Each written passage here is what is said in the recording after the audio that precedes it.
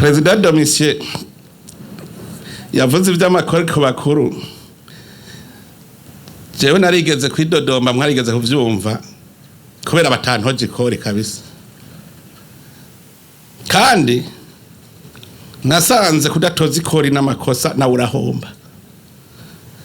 Jewe mu burimyi narashora ibiraya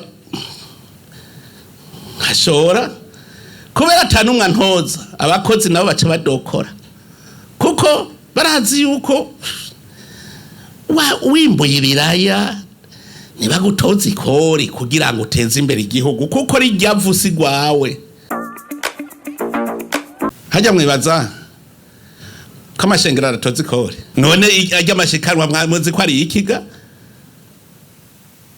ajya amashikanwa dutanga no kugira ngo ateze imbere ishengero sivyo none uciye ufata ugaca kuyarya iwawe bagasanga niya kubesheje ni wewe naba papa bafise abana nabo bafise imiryango na uri umupapa wewe ugaca ugenda vyose bo bakuzanira urya gusa atanakimuha amaboko wicariye aho ishengero ryawe rizotera imbere. Hariho abazi yuko rero umenga baja kuraba ngo leta ko leta igitwa ikori iwaba rikitwa ishikanwa rikitwa icicumi uciva ko ajya amahera yo kurya. Tuje ko rero dusome kakandi niho rero mutanga ishikanwa kuko abakuru baritora nibo bakozi b'Imana bihambirira ku gikorwa bajejwe. Mwe muri katolika bivuga neza ngo mukama ni yakirishika batumuhereje muri wawe ryo kunindahaza no gushimaga izina ryiwe yongere tugirire ikimazi twebwe na eklezia yose nyeranda. Tuvuze ngo ni rya patiri duhereje utanga ishikaro agacagenda mu kabare agataha yaborewe tuvuga tuti ya mahera yacu niyo patiri ariko anywamwo raba paruwasi ngene Kenye kandi twirwa turatanga mahera kuva ubu ntiruzosa gutanga ishikaro baca bareka gutanga ishikaro igihe bazovuga ngo ni ishikaro bashiriye patiri agacagenda kurikoresha uko ashaka kwahere.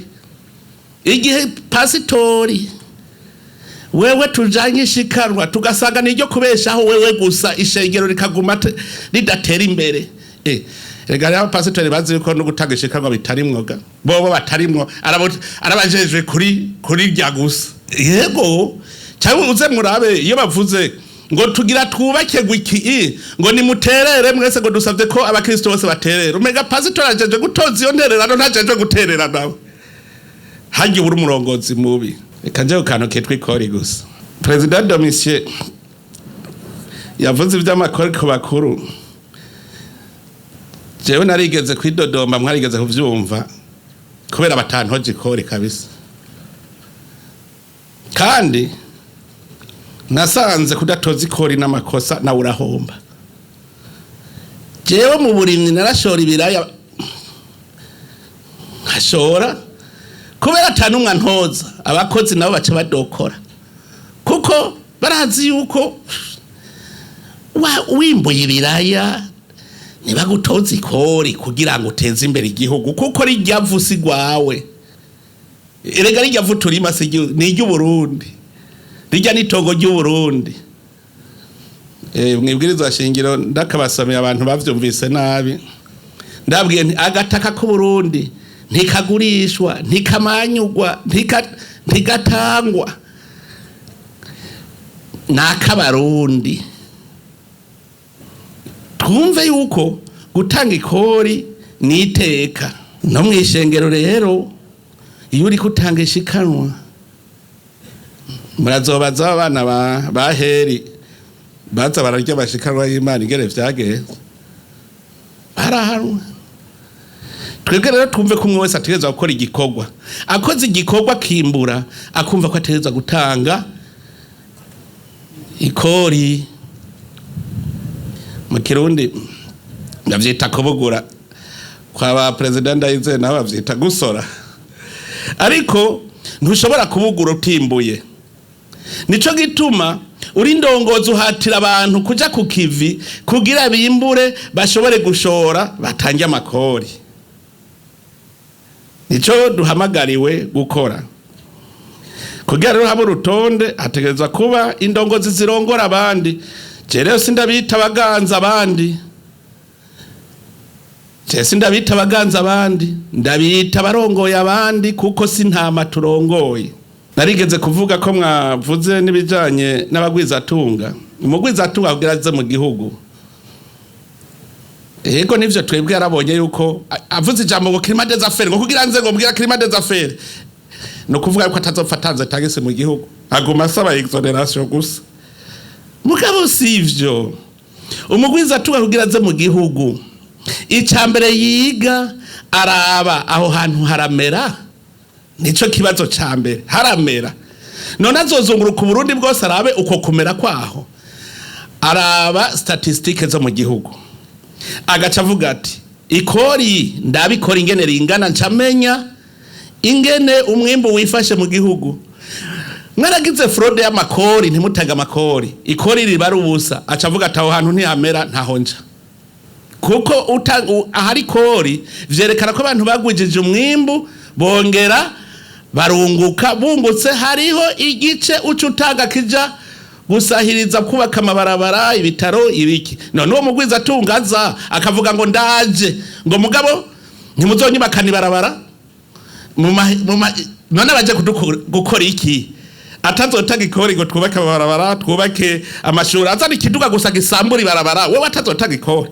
Erega namanda babona agwiza tunga bava hanze nibo ba mbere bavuga ngo no nyongera exoneration nyongera mugihe biduga vyiwe vyirirwa birasambura ibarabara ukaza wumva gura patrimoine de devise wewe iwaba gumarungika inyungu iwacu naho mpa exoneration.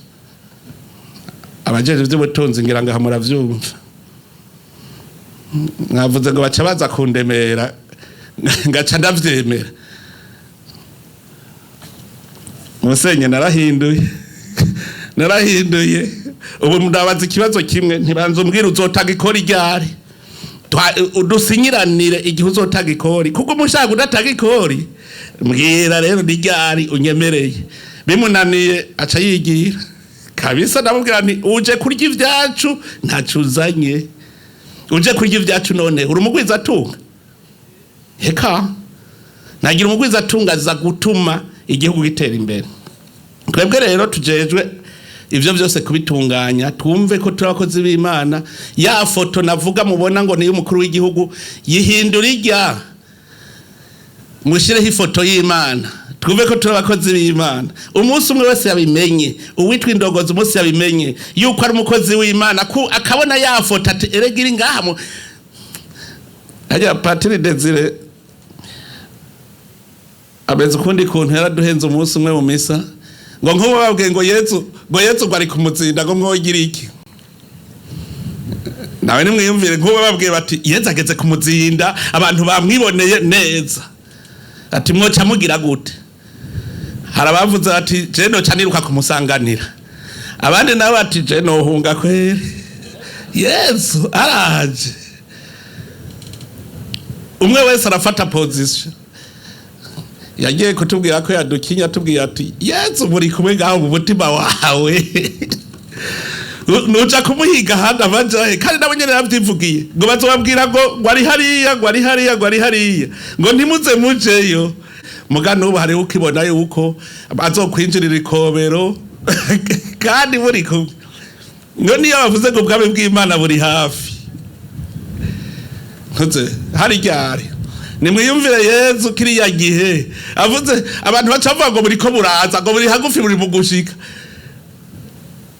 avuze buri hafi buri hahanyene buri kunge mugari habaciye je mwanumviza bavuga ngo emwe ngo ibimenyetso by'ibihe birageze ngo muheru ratanguye ngo wa muheru rashitse ngwingwano ngo igihugu izotera ikindi ibihugu na Yesu ataravuka vyago bitera ibindi.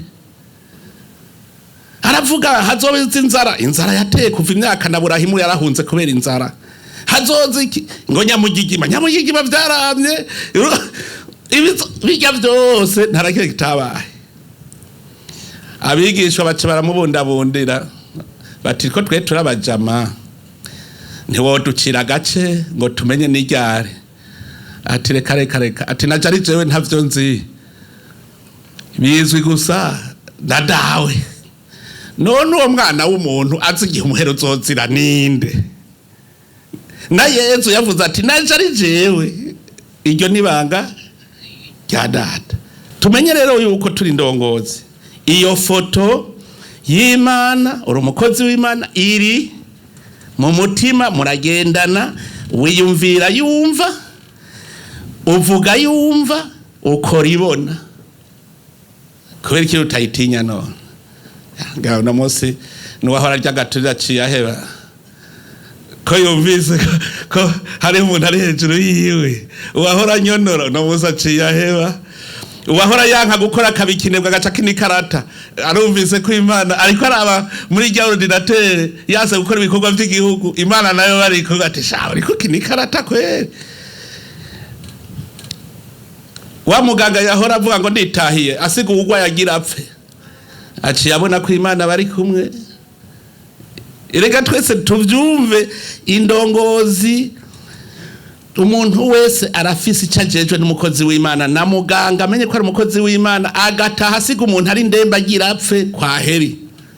Hari akantu gatoye je nivugiye kandi ukiyumviriye. Iyumvire nk'umuntu anyonoye amahera ya ambulance. Ambulance yoguzwe yogiye gutora umuntu agiraje kwivuza kwa muganga. Ahantu yogiye iminota 10 agaca hagenda isaha agaca pfira mu nzira. Uwo muntu nishwe no wivye ambulance. Burya abantu barabimenya ko nyono ya mahera y'igihugu. Uhejeje kwica umuntu nivugira ko konyene uri umwicanyi, unyone ya mahera y'igihugu uri umwicanyi. Gufata uhembwa amahera mu kukorera umuntu igikorwa ateza kumukorera akabanza kuguha igiturire. Ubumvise ingene umwishe yaraguhemvye aratanga ikori, hanyuma uciye afata ayo mahera aho kwihatira. Ega nimurabe kajya kantu je ngo mandagasubiramwo ngo nibo bakozi b'Imana bihambirira ku gikorwa bashinzwe. Atanze ikori nico gituma utaga ikori, uritaga kugira ngo yihambire ku gikorwa ashinzwe ahembwe, ntaze kuvuga ngo murumva ngo ntegereza kurondera andi mahera handi. Wamuhemvye none uwo muntu wahemvye mwikori agaca yanka kwihambirira kuri ca gikorwa jejwe agaca yigira. Sukumenje uko kenshi mpora niyumvira nti no kutamenya.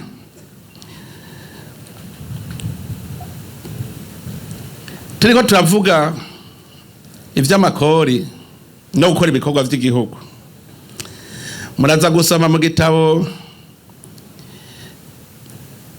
c'ingoma, gitabo c'ingoma ca mbere c'ingoma, ikigabane ca 29 kuva ku murongo wa mbere gushika ku 9, canke muri Bibiliya ya Katolika ni ivyabaye.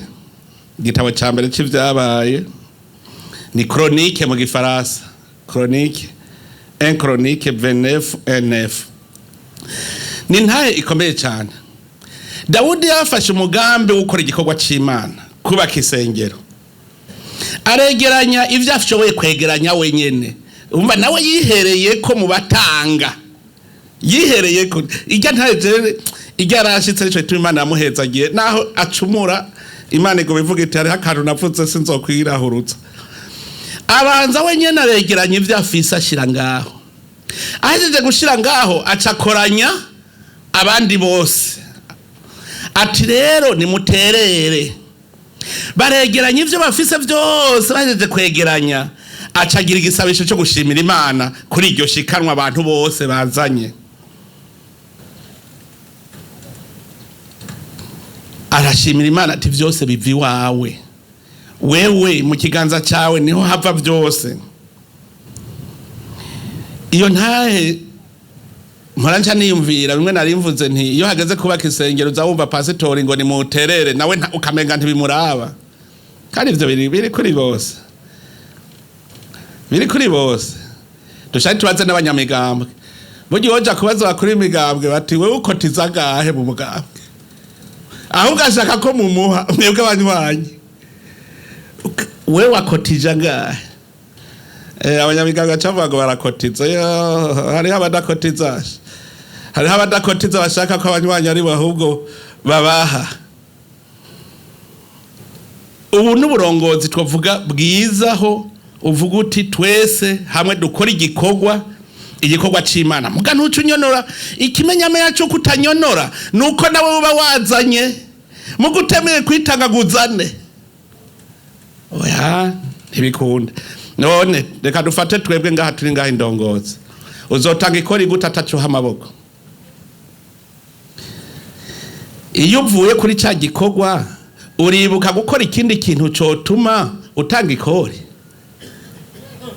ico rero ni igikorwa duhamagariwe twese kugira ngo tugire ikintu natwe twese dutange kandi ntidutange kubera gusa baduteye ubwoba dutange kubera tubifise ko umutima ubikunze twebwe rero indongozi nitwe tujejwe kuvyegeranya tuvyegeranije muga tumenya abo tuvyegeraniriza abaribo rero muri iki gisomwa twasomye nukubona yuko indongozi icarico tubibone neza kubwigisomwa kirabitwigisha ati indongozi ninde nuwihambirira ku gikorwa ni wa mukozi w'Imana yashinzwe kwereka ivyiza abenegihugu abereka ivyiza hanyuma ni wa mukozi w'Imana yashinzwe guhana uwakoze nabi ngo kuko ntatwari inkota ubusa mw'ijambo ry'Imana haranditse ngo ntagire umuntu n'umwe yihanira ngo kuko guhora nukwanje Imana niyihora no mu gihugu leta niyihora wewe ntujeje kwihora leta rero yayindi wewe ninde aserukira leta nizijya nzego z'umutekano hariho abapolisi hariho abasoda nibo bajejwe urumva ni ya nkota ya leta nico gituma nagenda abwire ntagire indongozi nimwe azovuga ngo ngurazi ko no gupfunga ngurazi we ko no gupfunga wewe umupfunga nkande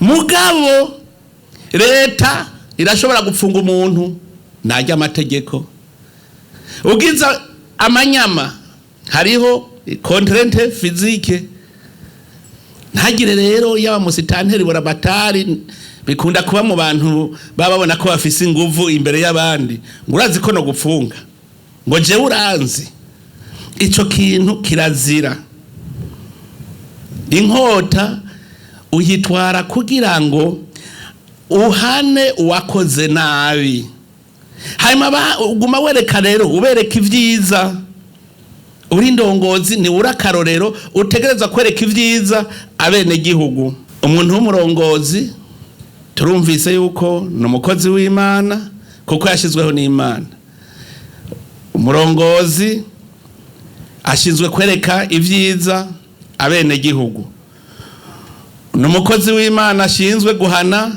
uwakoze nabi muga nta gucisha ku buhomba yabivuze neza ati numva nta kwica gusa guhana iminsi yose bikurikiza uburemere bwawe hariho abantu bataramenya guhana icarico hariho uburemere bw'icyaha nawe uhanwa hakurikije bwa buremere bw'icyaha hanyuma nitumenye ko umuntu adahana nta muntu ahana n'amategeko ahana hariho abantu uzubona nk'ubu baramenje ukazubona bandikiye ikete umukuru w'igihugu ngo ngirire ikigongwe umukuru w'igihugu niwe yagufashe wafashwe n'itegeko ngomba barira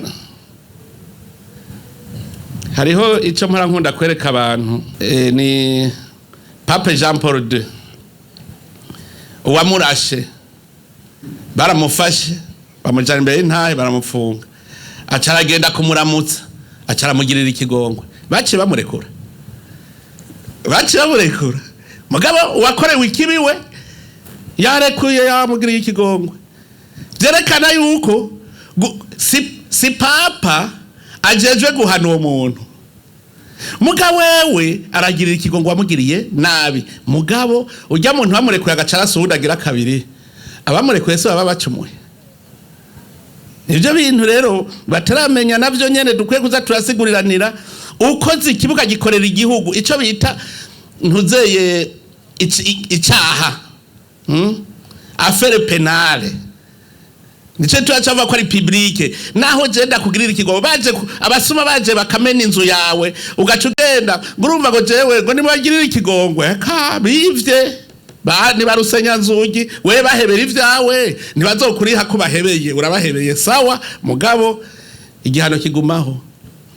Ivyo ndamaze kubona ko Barundi batarabitegera na gatoya ntibarabitegera ariko rutegeza gutegera ko leta irahana mugu umuntu kirazira ko ari we ahana. Mu bisanzwe na procureur n'umuntu agukubise procureur niwe yaca gufata ubwo nyene mugabo hari hige yirabira hirya mugabo ugiye uti uyu muntu none niko kije yamfunaguye ntahanwe emwe nahamera gute yase gufata ubwo rubanza mu ntoki ni déni de justice birahanwa agati akazira muntu nikaba kubahirijwe. Pasteur Maria naganda gusabe usomere mu gitabo ca mbere ca Timoteyo ni ibintu 14 biranga umurongozi. Igitabo ca mbere ca Timoteyo 3 kuva ku murongo wa mbere gushaka ku w'indwi.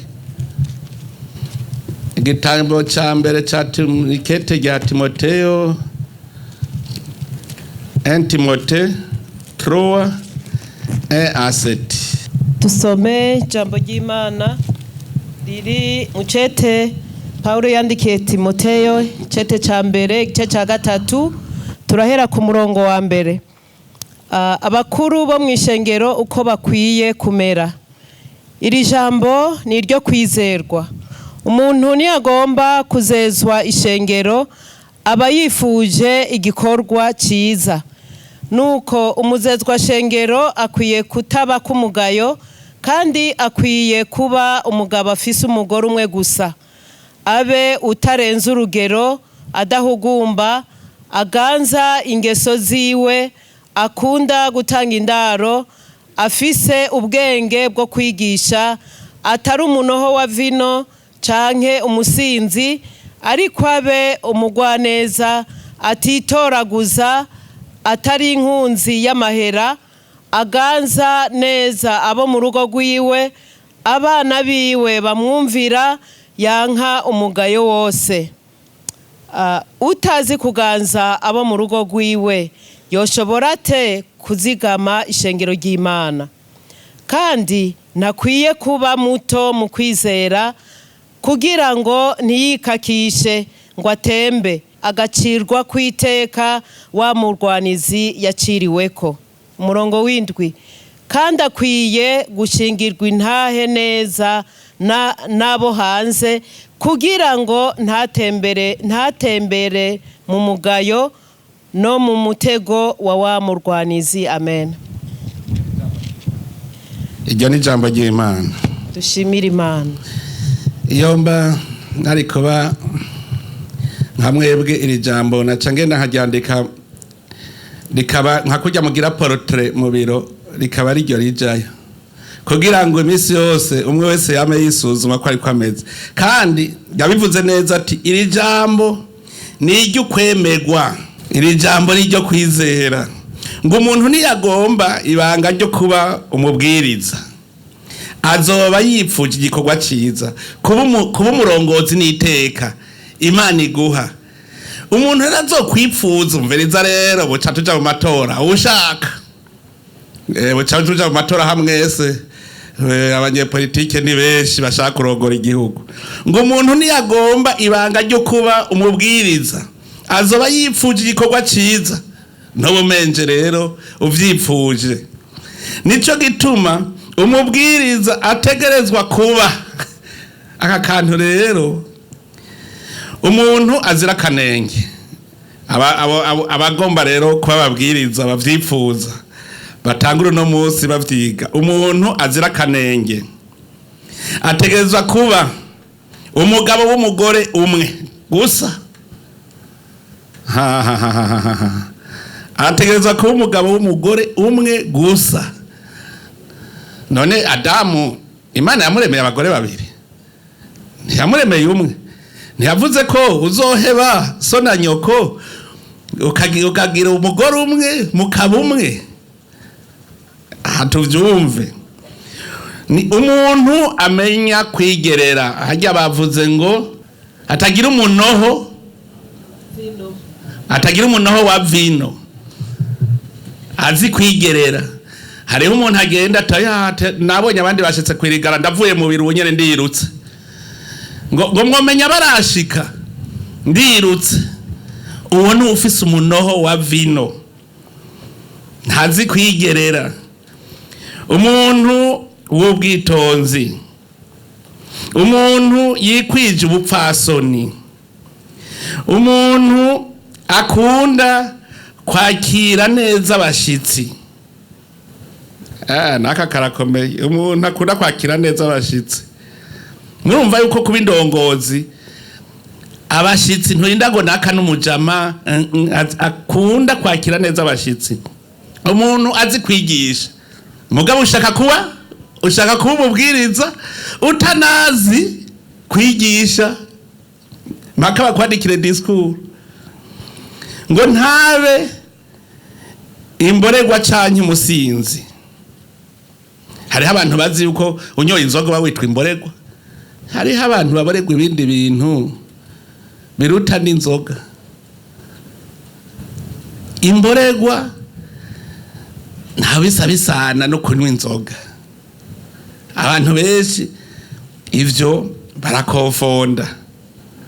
Nkomwe yavuga ngo urumva ngo jende umukizwa uko sinywa inzoga. Gukizwa, urashobora kunywa inzoga urumukizwa kuko uzi kwigerera. Ngo umuntu ngo afise impuhwe, kandi nivyo ntiwoshobora kuba indongozi utagira impuhwe. Utagira impuhwe oya kwera ntibikunda, kuko umuntu utamwumvira ikigongwe. Iyumvire je mpora ndabiraba, hariho abantu babicaye imbere y'ibiro vyawe, ugasohoka neza ukigira, usize abantu ariko basaba ijambo iwawe. Uwo muntu abafise impuhwe. Hariho uwundi nawe yigeze imodoka yagonze umuntu yakomeretse, bacabona iyindi modoka y'uwundi mutegetsi, bacamuhagarika, bacamubwira ngo twagomba ngo dutwarire umuntu ngo kwa muganga, ngo umuduhitanirize kwa muganga. Ngo ninde yababwiye ko imodoka yaje arose habaniha? Indongozi. Ico gihe iconzi bacavuga bati uyu muntu akazosubira kuri liste y'abashinga amateka, tuzoca dusiba amatora. Bariho abantu atampuwe, umuntu atagira amahane. None wa muri kurashwana, jewe mbere sigaye ndabivuga, no mu rugo rwawe hama induru. Mu rugo rwawe hama induru ntukwiye kuba umurongozi, kuko udashoboye kuzana impore mu muryango. Hajya mu nzi wawe wozana impore mu gihugu gute? Vugisha ukuri, wozana impore gute mu gihugu wananiwe kuzana impore mu muryango wawe? Umuntu ataganzwa n'umwina w'ivyisi ngo vyose ni gwanje. Ubaye ministre ajejwe amatongo, ntagura kuronka itongo ryanje, je sindaronka. Jewe nije ntangura umwina vyose. Ubaye indongozi vyose bije wanje. Izo ngwara ntituzigwaye, ngo nta mwongo buri sato ubudahizwe. Umuntu azi gutunganya urugo rwiwe, sinarinzi ko akagira agashike nako kashitse. Ngo umuntu azi gutunganya urugo rwiwe no kuzigama abana biwe mu bugamburutsi no mu bupfasoni bwose. Maze iminsi numva abantu bavuga ngo inyigisho mu mashure, ngo nivo, ngo igumigabanuka, ngo inyigisho mu mashure. Hariho ibintu ndamaze kubona abantu bidoga bafise ibibazo, bashaka uwo batakumwikomo ntibigira bitakumwikomo. Uno munsi narabonye ko mashure ni inyigisho, ni formation, c'est pas éducation. Sigaye ntangura kwimvira mbega ni ministère de l'éducation cyangwa ni ministère de la formation. Education, abana ubonye igene umwana yigenza mwibarabara mu bandi, urashobora kubona umuvyeyi wewe ingena ameze. Hariho igihugu ntavuze, iyo umwana kw'ishure yananiranye bahana umuvyeyi.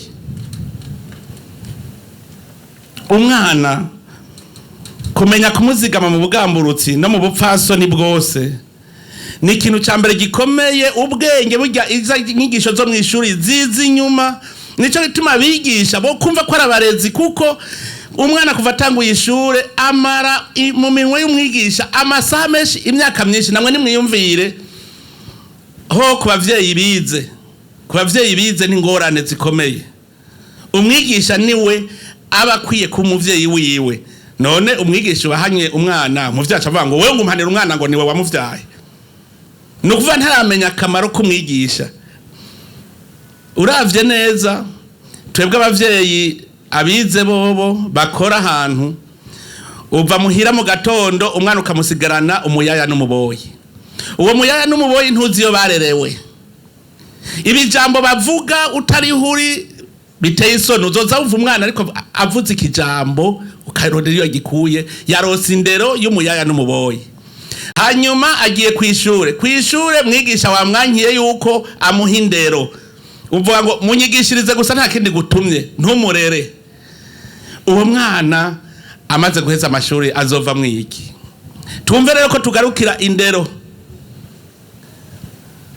Naratomboye mushikiranganje w'indero, duheruka kugira inama tuvugana n'abandi bantu banonosoye ibijanye n'inyigisho mu mashure mu bindi bihugu b'Abarundi. Ivyo byose twabiboneye hamwe, turavuga tuti indero yogaruka gute. Ejo rero mukabona umushikiranganje ariko aragira ibintu vyiza, ari muri consultation ya bose, na mwebwe mukwiye kuza muramuterera muti hokogwa iki. Hariho abantu bapfana ngo ekole fondamentale. Ekole fondamentale si yombi, ahubwo ingene ivyigwa bitangwa, programme, kuko abantu baguma barondera ikintu bapfana. Iki kintu cyatumye ndavyiga cyane, kuko jewe ikintu cyose mbaza nti kubera iki ko turi kumwe kandi dusubire tukivuge. Hariho imyaka uyishitsemwo usanga umenga warabaye ikihebe. Iyi myaka y'abana kuva ku mwaka wa avuka gushika ku myaka 18, mumenye ko ari imyaka yo kurera umwana kugira ngo akanure aniyashika mu bigero ku myaka inyuma y'imyaka 18, kuko imbere y'imyaka 18 ni umwana w'igifata mbeba, w'ikitazi. Shakura uramugurira ikirato agiye kwishura akazana kimwe, ikindi yagitaye ati papa azogurira ikindi, ntazi ko yahombeje papa. Aragenda mu kabata akamenikira ibirahuri, ntamenya ko yahombeje papa. Ari mu myaka y'igifata mbeba, y'ikitazi. Tangura umurerere hajya kuba kashika mu myaka 18 gushika ku 50 naho ni imyaka wenyene yo kwironderera. Imyaka yo kwironderera utamwigishije rero hakiri kare kugira yironderere bizomugora. Hanyuma rero ingorane ziba arenganya imyaka 50. Imyaka 50 akaramuka iyo myaka yamaze kuva ku 18 gushika ku 50 ataratora, yari yararondeye ntagire icanoba. Ingorane agira ashitse ku myaka rero 50 acatangwa kwicuza. Yicuza ivyo atakoze, kuko ushikanye imyaka 50 ukaba utakoze ivyo rero byose uguma wicuza, uricuza. Hanyuma rero ushikanye imyaka 60 ntaco bucera. Nico gituma mbwira Abarundi ijya myaka 10 twahomvye kuva mu 1993 gushika mu 2005. Abantu dufise twari tugeze mu myaka 18 mu 1993 bamenye ko twahomvye imyaka 10. Iyo myaka 10 kugira tuyisubire kuyironka dukora ibikorwa byinshi cyane gose. None ninda rigira inama avuga ati ngira nkore ku buryo nshobora guhuza mu 2005 no mu 1993, kubera tirondereye acarondera hanyonora, kuko azi yuko hari uwundi abimuha. Nico gituma muzobona abantu bari muri imyaka yacu bakunda kwidodomba kuko bafise uwo batakumwikomo. Je navuze ni kubera iki abiza aribo bidodomba kurusha abatize. Ico kintu muraciga, genda murabe. Abize nibo bidodomba kurusha abatize. Kubera iki? uwize wewe yizazi yuko bazomuha, hanyuma none akwije ya myaka atawuramuha, arafise rero uwata kumwikomo, nico ituma yidodomba ni nk'ugukoma induru. Ariko wa wundi wewe azi ko azorya yirondereye kuva mu bwana bwiwe, iyo abuze nta wafise atakumwikomo, ucibona yizigitirira ku bikorwa. Niho mubona abantu benshi mu bikorera vyabo bariko baraduga kurusha abantu bize. Muze murabe imyidogo myinshi iri Bujumbura. Bane ba mama, abantu benshi bamanutse Bujumbura bakurikiye budget de l'Etat. Mubimenye bamanutse bakurikiye budget de l'Etat. Nimwiyumvire, jewe ndatowe kuba umushinga amateka. Ntowe mvuye muri komine ya Gisagara hariya hirya yo mu Cankuzo, ngacamanukana umugore n'abana kubi Bujumbura. Manda igacihera imyaka 5 iheze, nari natanguye n'ishantiye yo kubaka i Bujumbura. None manda iramperanye, baciye batora uwundi nawe aciye amanukana n'umugore w'abana. Wa wundi nawe yicaye ngaha ntagira na kimwe akora, nawe yamanutse. Manda iheze n'amezi n'imyaka 5 iraheze. Yatubwiye ngo amezi 6. Tweho ama transition yabayangana iki mwibaza? Nta bantu hajya muri ajya ama transition waza bumva banomye ministre hahera amezi 3 akabavuyeho mugara amanutse n'umugore n'abana bose baramanutse. Ivyo byarabaye. Manda iraheze, uwundi araje ni muharure kuva mu 1993 abamaze kuva hari yabaje baba bakuru bagaca basubiza inyuma, bagaca baheza manda mugaba bagaca baguma bagomye ngaha. Uno munsi abo bose wo bakwiza amajahe bose avuga bati utegerezwa kumpa. Imvuze renge n'abantu bamanutse Bujumbura, manda iheze nyongera manda bayikwimye, hagacaba nk'umudeje mugenza ngo yangoreka ndamugirira ga sociale ndamuhengekereze hajya agaca jaho. Uwundi mudeje yaza nanje ntegerezwa gushira habi wanje novaho ngahatawe mpaye agamara igihe agaca genda. Uwundi mudeje aje uko nyene nta kori riko riraduga biruko. Hanyuma bacu batangura bati duhembwa ubusa twongere. Aho baragira bati ndeka nkujane muri paritatique ho bahemba meshi, hahandi naho hacaruzura gushikaho baryana umutahe n'inyungu. Ama societe paritatique yose acaratembaga yahora zarana dukeye mu gihe ca leta nta tukiza. Biragenda uko President Domitiano naho wavuze nawe wasetse dukwegeye, baragira greve ugacubongera, abagaga urabongeye. Bamwarimu bati aha yabagaga gusa natwe ubu nyene oti akira namwe murabaha. Rero duca dusanga hariho abantu uvuze ngo banganye imishahara kandi bose arakozi ba leta, umuduza nk'amajana 3 kwijana. Bariko bagira greve ngo tunganisha imishahara, ubwo busumbane ntitubwemera.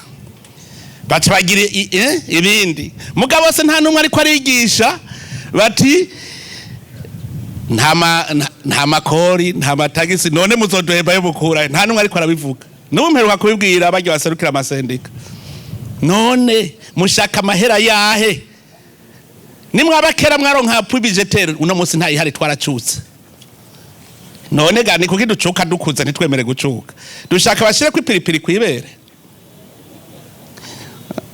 Abavyeyi ngaho mubona muri abandi bantu umwana yase gucuka baca bashira kwipiripiri naharira nta nikigogwe mugira. None natwe turi abantu bakuze, abantu twishoboye two kwihaye, mugabo kubera duguba dushaka guhabwa ntitwigera tumenya n'ivyo turya iyo biva, kandi twara abantu duciye ubwenge. Ubu rero tuve hasi dukore, dutegerezwa gukora kugira ngo dushobore kuduza igihugu. Uno munsi rero je novuga nti iki kiyago cari gishimikiye cyane comment exercer l'autorité de l'État, kuba indongozi ni kimwe, kuba umubwiriza ni kimwe, koma exercer cette autorité de l'État, kuko leta yaragutumye, we nturi leta.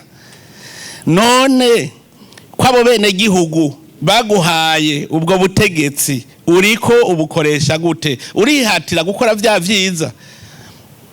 Erega buryo ubakoreye hanyuma ugaca uvuga uti jewe Karabaye ndigiriye ndabihevye. Bati kubera iki?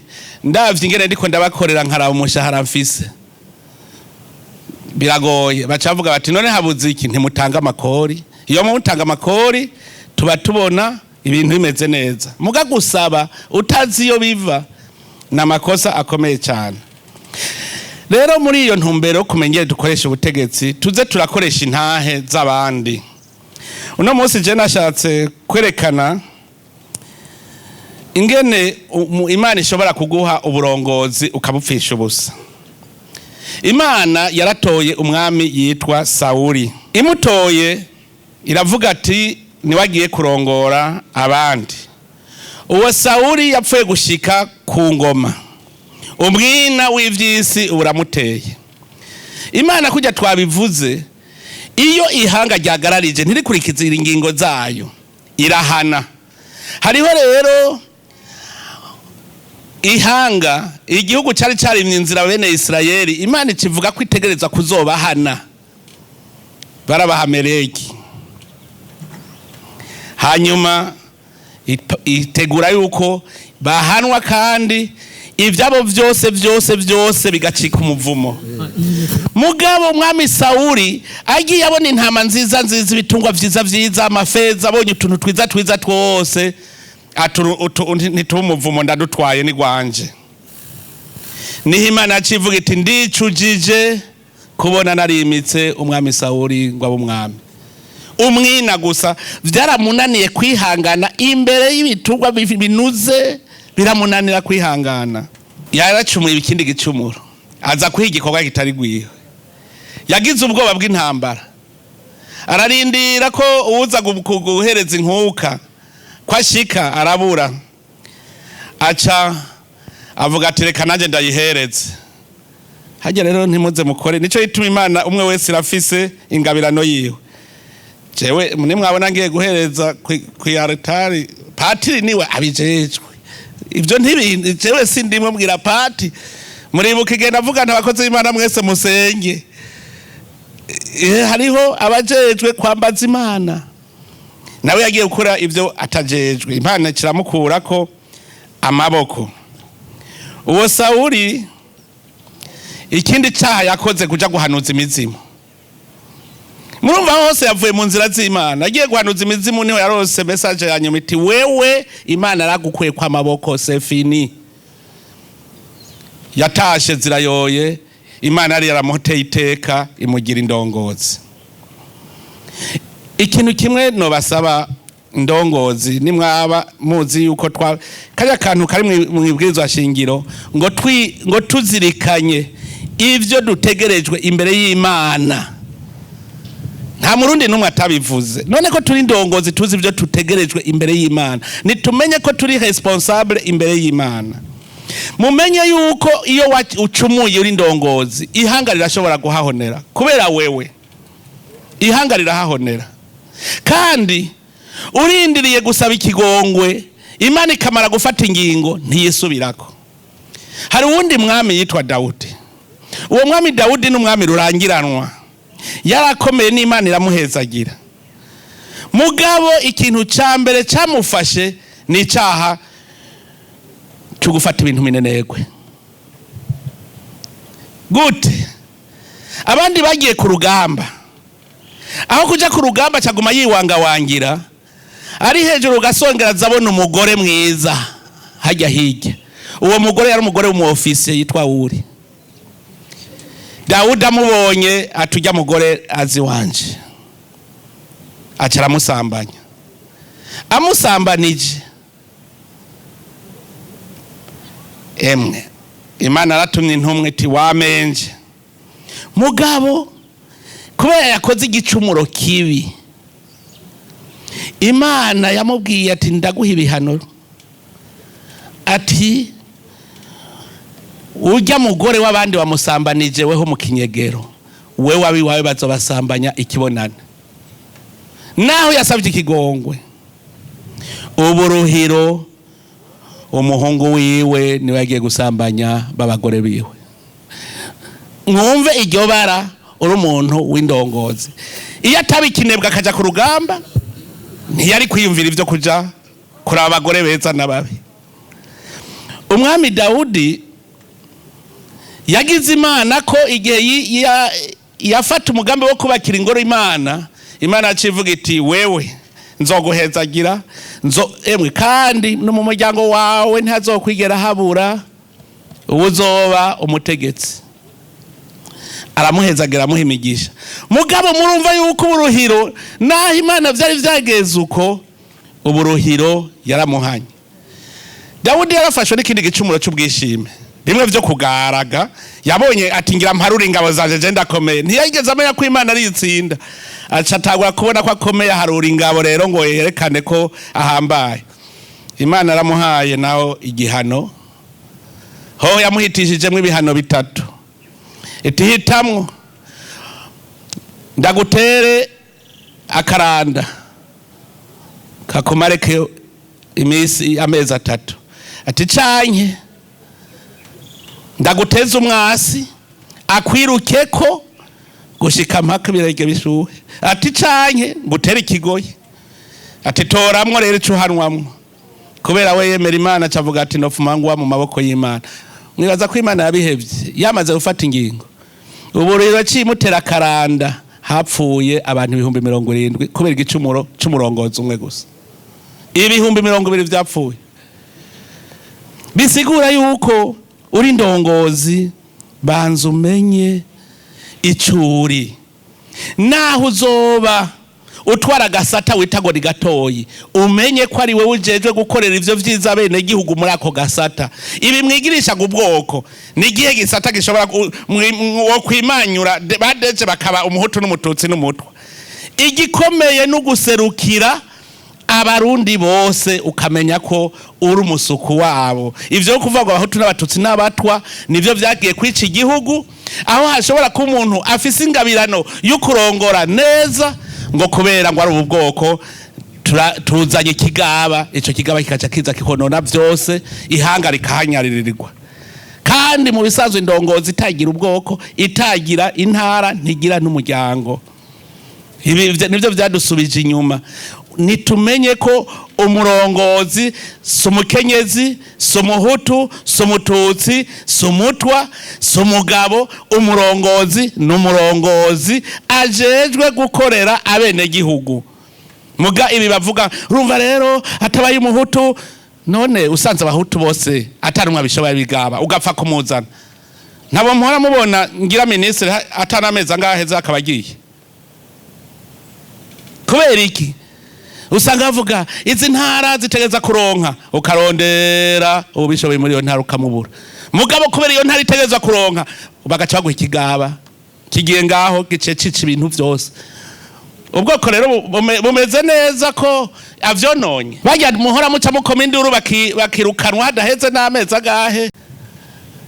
Mamwanezere ko ari ubwoko, mbega ko muvuga ubwoko nijyari ndabona umututsi agenda guha raporo abatutsi ati jewe rero narabaserukiye ndiko ndabaserukira neza ari kimenyamenya ngiyireze rita. Birabaho ivyo vyose. Ndibuka Musenyeri yarakiri president wa Sena agiye kubaza ati tubaze yuko ivy'ubwoko twaguma tubiharura, induru zavuze. Mugabo sindigera mbona abahutu bagize ikoraniro kaminuza ryo gutora ababaserukira. Sindabona abatutsi bagize ikoraniro rya kaminuza ryo gutora ababaserukira.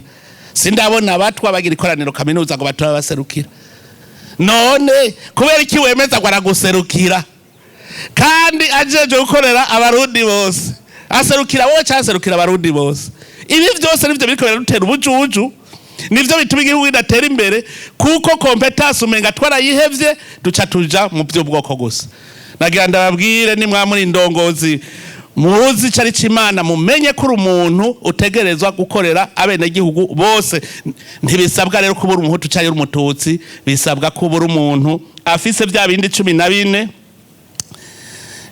iyo mbaje narinjeje nka communication naca ngenda nkavyandika neza kugira bahora baza kugura amaporotere bakagura ibi bintu 14 biranga indongozi dusomye mu ijambo ry'Imana bagacabona ifoto iyo foto igaca yitwa ifoto y'Imana iri hajya ikurereka tukaraba ko hari nababiri bokira kuko igihugu dukeneye uko gitera imbere turafise ibikwiye vyose ari abandi bari barabaye nk'ifyisi hajya twirirwa turagwana nk'ifyisi umega zabonye aho intama yapfuye ubutare dufise ubutare bwishi n'ubu hari hibuye naraye mbonye ry'igitangaza ngiraje kuripimisha iryo buye riteza ko ari rimwe ikintu ibuye risa n'urwatsi rutoto rikaba ribonerana neza ngiraje kuripimisha rimwe ikintu tuguma duhiga kuko nta kindi kizoteza imbere ndababwire tudakoresheje iritunga kama Imana yaduhaye n'ubu bwenge dufise erega ubwenge nabwo nitunga kama Imana yaduhaye